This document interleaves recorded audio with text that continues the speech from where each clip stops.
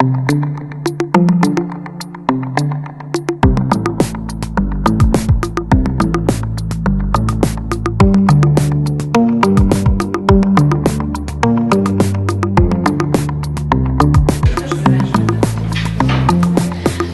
kívánok! Szeretettel köszöntöm Önöket a Goethe Intézetben, mikor messziről jött vendégünket, Norah Zunigásó koreográfus művészetkutatót is, az Ohiói Állami Egyetem docensét. Norah az egyetemen, ahol a tánc és technológia tanszéket vezeti, egyebek között interdisziplináris kompozíciót, improvizációt, kritikaelméletet és alkalmazott táncos technológiákat tanít.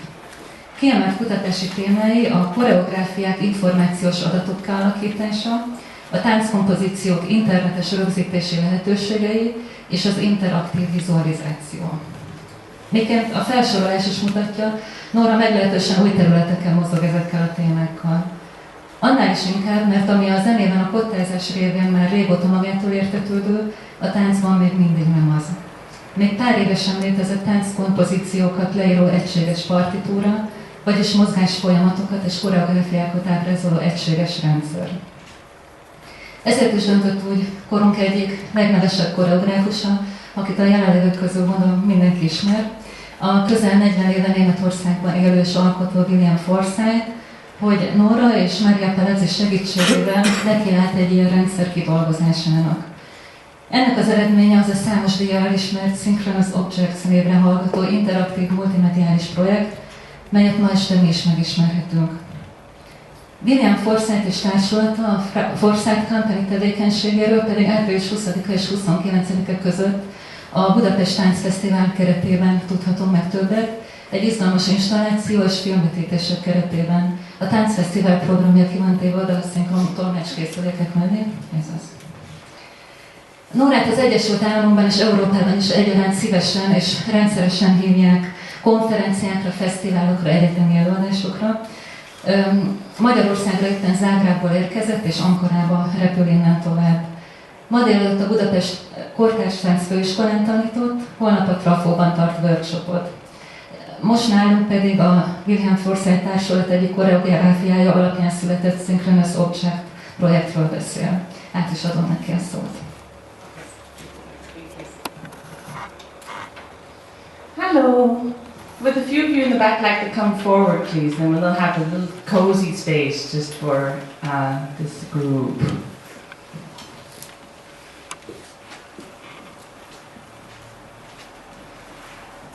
Yeah? Good, thank you. So yes, my name is Norah Zuniga. I'm going to speak tonight about synchronous objects, but more generally about the ways in which choreographic knowledge can be activated in multiple disciplines, ways in which science and art are coming together, and the integration of creative and analytical thinking. So these are really the broader themes that come through synchronous objects itself. It's a collaborative project that I created with William Forsythe, and Maria Palazzi, who's an animator, which I think you mentioned, in Hungarian. And our team of more than 30 different contributors, many of them students from computer science and engineering, philosophy, architecture, geography, and beyond. So really this is an act of collective intelligence, not a single author effort. We think of synchronous objects as a choreographic visualization project. Okay, so we really have coined this term choreographic visualization to describe what we're doing. Oops, that's the thing coming out. I'll fix it, don't worry. This thing is a little loose. There it is. Choreographic visualization is not so different from what can be understood through scientific visualization, which we've all seen, yeah? On television programs and also in popular media. Which is like scientific visualization, okay? And what I mean is, when a scientist wants to help us understand the circulatory system in the body, say, or you want to see how that system interacts with other systems, they do so in part through pictures. By diving into the body and showing you pictures how it functions. So it kind of takes something you know is there, you know your circulatory system exists, but visualizes in a way that brings that deep structure to life. Okay? We're doing the same thing, except our source of information is different. Our source of information is a dance. So we dive inside the dance to find the information that is there and bring that more to the surface. Okay? We do this in part to reveal deep structure, but also to place dance. It's a bit of almost a kind of politics of art, to place dance at the center of cross-disciplinary discussion and dialogue. It's so often at the periphery. And part of why we think it's at the periphery is because we don't do enough as dancers to invite others into understanding what it is we know. Okay? So we are very good, as I said to the students this morning, at demonstrating what we know in the studio and on stage. But this project asks, what else is there? How else might we share choreographic knowledge and invite others into understanding it deeply? So it's a screen-based work. I put the URL up just to note that when I show you the website, that's the work. It comes into the world online.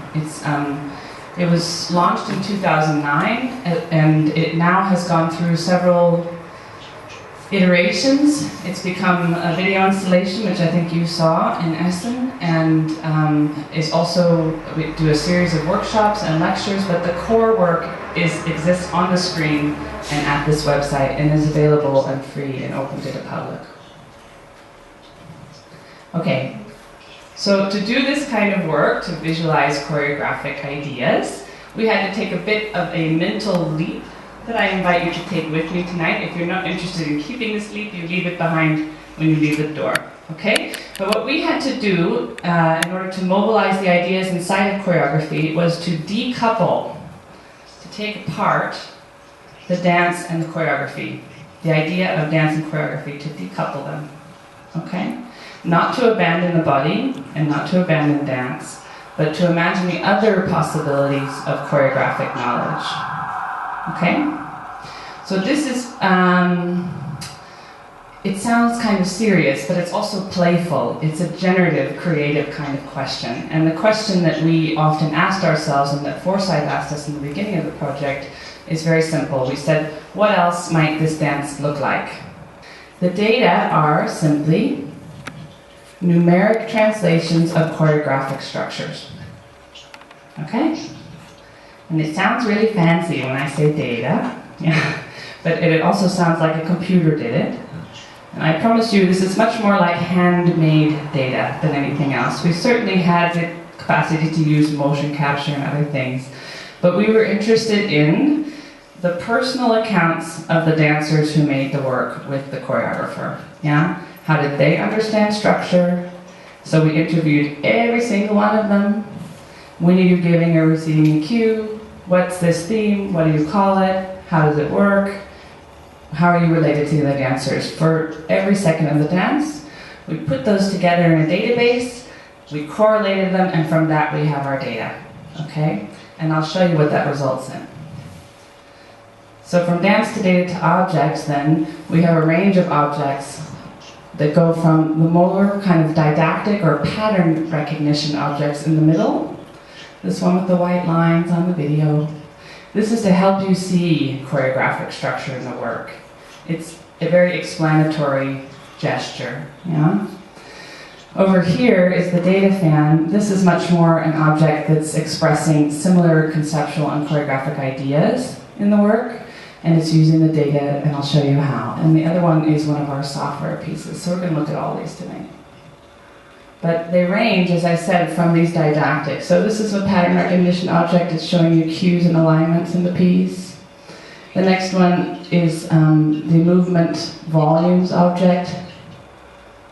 And here you see the dancers kind of carving their own envelope, which is a concept that's important in architecture. This is the data fan, where each of the cues in the dance is used to make a blade in the fan. So that data becomes this three-dimensional object. And this is the counterpoint tool. Does that make sense? Yeah? Okay. And then the density of the cues has some effect on how the fan folds. Okay? At the same time, it's not, these are data-driven designs, they're not data slaves to design, right? So in the data drives the possibilities here. It rigorously links us to our choreographic resource, but we also make a lot of creative decisions about how we want to express the conceptual territory of the dance, that is counterpoint. So I think this object is one of my favorites because it really enacts a sort of parallel, virtual incarnation of counterpoint.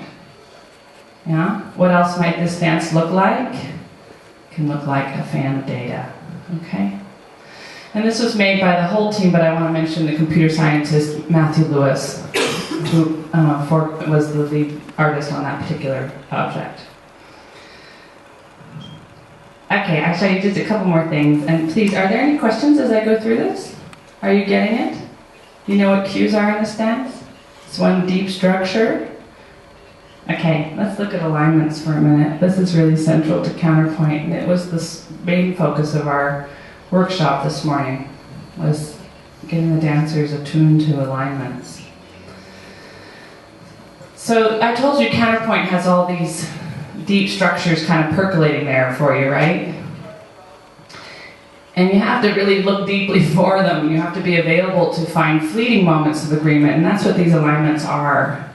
They are moments when the dancer's actions share some, but not all attributes, so they have degrees of similarity, if that makes sense. Okay? They're not muse and they're not the marching band, but there are things that are shared, which you can see through these lines.